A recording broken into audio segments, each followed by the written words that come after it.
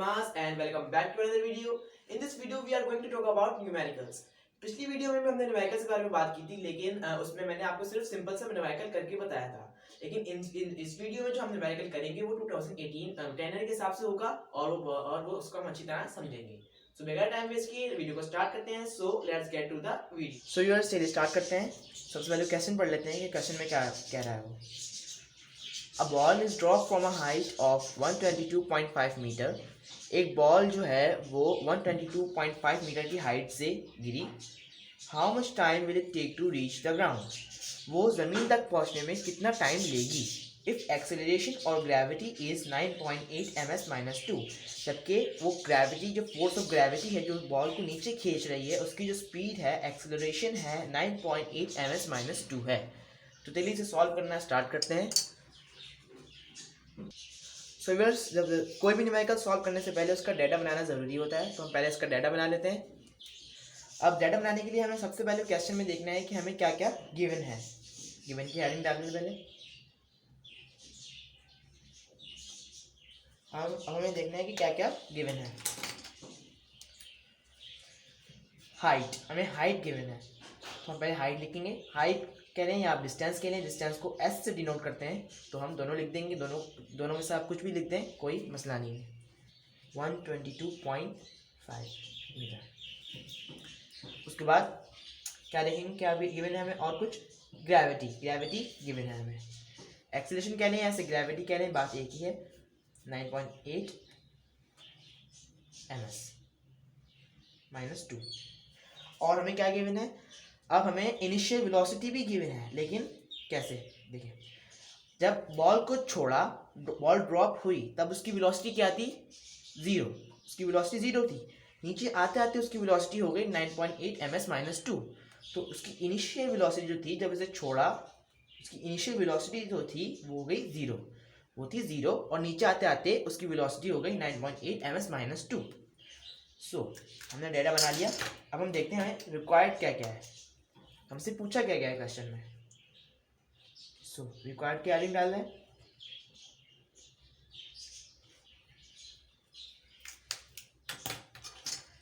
हमसे पूछा गया है time. How much time will it take to reach the ground, मतलब हमसे टाइम पूछा गया है कि उसने ग्राउंड तक पहुंचने में कितना टाइम लिया। So T is equals to question mark. अब हमने दो इंपॉर्टेंट स्टेप कर लिए, हमने गिवन भी निकाल लिया, हमने डाटा बना लिया पूरा। अब हमें क्या करना है, अब सबसे इंपॉर्टेंट स्टेप हमें फॉर्मूला लगाना है। सो फॉर्मूले की हेडिंग डालेंगे।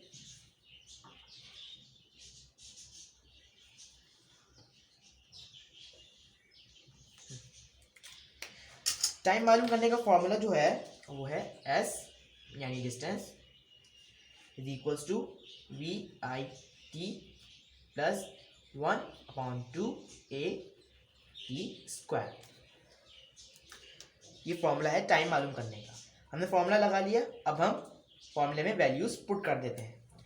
s यानी डिस्टेंस, हाइट की वैल्यू क्या है 122.5 इक्वल्स टू इनिशियल वेलोसिटी की वैल्यू क्या है 0, को ब्रैकेट में कर देते हैं, प्लस 1/2 एक्सेलरेशन यानी ग्रेविटी, बात एक ही है, आप दोनों में से कुछ भी लगा सकते हैं, 9.8 और यहाँ पे टी स्क्वायर। सो अब चलिए इसको सॉल्व करते हैं। 122.5 एज इट इज आएगा। 0 से कुछ भी मल्टीप्लाई करो उसकी वैल्यू 0 ही होती है। 0 प्लस 1/2 9.8। जितने ज़्यादा स्टेप हो उतना ज़्यादा अच्छा होता है सॉल्व करने के लिए। सो 122.5 इक्वल्स टू 0 का हम इसमें प्लस कर देंगे। 0 किसी भी वैल्यू में प्लस हो, कोई चेंजेस नहीं करता सामने वाली वैल्यू में, तो हम इसे प्लस कर देते हैं। तो इसको प्लस करने से कोई फ़ायदा नहीं होगा, कोई मतलब चेंजेस नहीं आई वैल्यू में। सो 9.8 नेक्स्ट पेज पे आ जाते हैं। एज इज फिर वही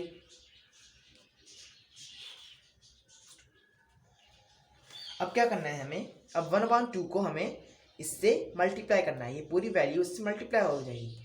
आप इस टाइम पर आप कैलकुलेटर भी यूज़ कर सकते हैं, लेकिन मैं आपको हाथ से करके दिखा देता हूँ क्योंकि मेथड पता होना चाहिए हमें।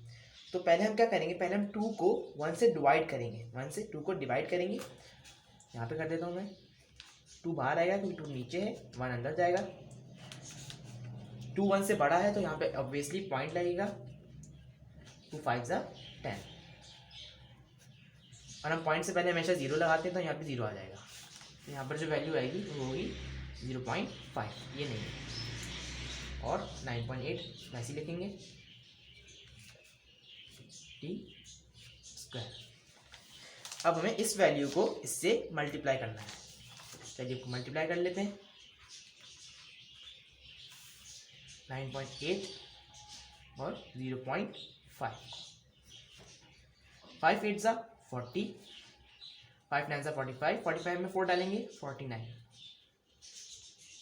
0 8 ज़ा 0, 0 9 ज़ा 0, 0 9 4 पॉइंट। अब देखिए पॉइंट यहाँ पर लास्ट में है, पॉइंट के बाद 0 की कोई वैल्यू नहीं होती, तो हम पॉइंट को यहाँ पे शिफ्ट कर देंगे, क्योंकि पॉइंट के बाद 0 की वैल्यू नहीं होती ना, तो हम यहाँ पे पॉइंट को शिफ्ट कर देंगे। 4.9 आ गया हमारे पास आंसर, और यहाँ पे टी स्क्वायर। अब देखें, अब ये जो टाइम है ये 4.9 से मल्टीप्लाई हो रहा है, ये पूरी वैल्यू टाइम से इससे मल्टीप्लाई हो रही है, तो इज इक्वल्स टू की इस साइड आके वो डिवाइड में आ जाएगी। 122.5 अपॉन 4.9 इज इक्वल्स टू, इसको खोल देंगे टी टी स्क्वायर, कोई फर्क नहीं पड़ेगा इसको। सो ऐसे करके लिखना है, ऑर्डर में काम होना चाहिए। अब हमें क्या करना है, अब हमें 4.9 को इससे डिवाइड कर देना है, तो चलिए डिवाइड कर देते हैं। 4.9 में हम वैल्यूज लगा के देखते हैं कौन सी आ रही है। हम इसे डिफरेंट वैल्यूज से मल्टीप्लाई करेंगे, जिसका आंसर ये जिसके आ गई तो उसे लगा देंगे। पहले मैं 11 से करके देख लेता हूँ। 1 9 ज़ा 9, 1 4 ज़ा 4, 1 9 ज़ा 9 एंड 1 4 ज़ा 4, 9 13 5 नहीं आ रही, हमें ये वैल्यू अभी नहीं मिल रही, तो हम और करके देखते हैं। 4.9 को 15 से करके देखते हैं।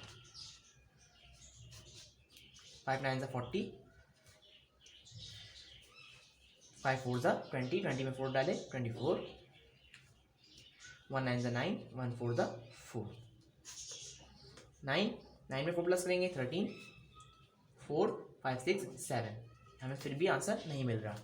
अब मैं यहाँ पे कर लेता हूँ क्योंकि मेरे पास यहाँ पे स्पेस नहीं है। सो अब 4.9 को हम मल्टीप्लाई करके देखते हैं 29 से। 5 9 ज़ा 45, 5 9 ज़ा 45, 5 4 ज़ा 20, 20 में 4 डाले 25, 25 में 4 डाले 24, इंटू 9 1 ज़ा 9, 2 ज़ा 18, 2 4 ज़ा 8 और 1 9, 5 8 9 10 11 12, 9 10 11 और 1 12, हमें ये वैल्यू एग्जैक्ट मिल गई। हमें जब हमने 4.9 को 25 से मल्टीप्लाई किया तो हमें ये एग्जैक्ट वैल्यू मिल गई, तो हमारा मतलब हमारा आंसर जो है वो 25 है। T square equals to 25। अब देखिए, अब हमें क्या करना है, यहाँ पे जो टी स्क्वायर जो है वो हमें इसका स्क्वायर निकालना है। 2.5 टू 25 का स्क्वायर निकालना है, क्योंकि टी हमें सिर्फ टाइम मालूम करना है ना, हमें ये टी स्क्वायर है तो इसकी जो टी की वैल्यू जो है वो है 25, तो हम 25 का स्क्वायर ले लेंगे। 25 का स्क्वायर होता है 5, सो हमारे पास आंसर आ गया कि हमें बॉल को नीचे आने में 5 सेकेंड लगे, 5 सेकेंड्स लगे। सो उम्मीद करता हूँ कि आपको ये मेरा न्यूमेरिकल जो है मैंने समझ आ चुका होगा। अगर फिर भी आपको कोई प्रॉब्लम है तो आप मुझसे कमेंट बॉक्स में पूछ सकते हैं। सो मुझे इजाज़त दें, अपना बहुत बहुत ख्याल रखिएगा, दुआओं में याद रखिएगा। अल्लाह हाफिज़।